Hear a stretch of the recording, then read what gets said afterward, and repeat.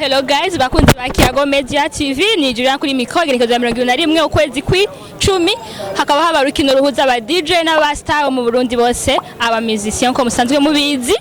Tukaba baririmbyi b'abarundi akaba ari Plata, nko musanzwe mubona nga Plata makuru yawo. Neza. Plata twahuriye mu rukino yakina muri mita ya mbere kabitara narangira akaba yavuye mu kuri yavuye mu Plata. Twete turi benshi kandi ni sinokina match yose nayeza kuko turabakinyi bashika kuri 200 ngahe. None tukiri ngaho. Plata vuze ko bahanahana iminota suko? Yego. Ubona gute match kuri ragenda? Ibona bon imeze neza kandi uko tuko turabikina twebwe baririmbyi tuko tuyishatamo neza ndibaza yuko bizogenda neza n'ibyahera.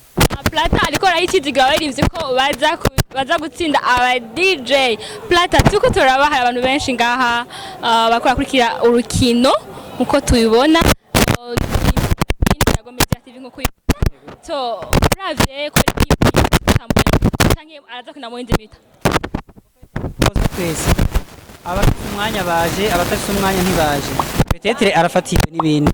Lala abantu benshi ngaha baje kubera barabe Big Fizz akora kina ariko bamubuze. Plata niki oremesha batamubuze maje ngaha baramubuze. Nimba bamubuze uyu munsi ndibaza hakaza Burundi rukino ubona nkuko mu rukino rwa mbere.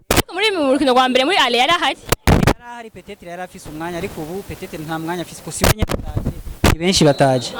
Plata vuze ko kuba Big Fizz mwamubuze kuri match y'uno munsi ari kubera ko kuronka umwanya nkuko muri mwamwoye imbere uno munsi hari abamuserukiye Plata akabarimwe. Turagushimiye Plata ku makuru duhaye yerekeye Big Fizz muri mu rukino rw'uno munsi gwa Hotu yari Kiyago Media TV. Niki wabwira abakunzi ba Kiyago Media TV? Abakunzi ba Kiyago Media TV no basaba yuko bogira subscribe kugira baronke notification ku mwanya kandi baronke n'amakuru y'abaririmbyi ku mwanya. Sawa turabashimiye cyane. Kiyago Media TV, like, share, comment na subscribe.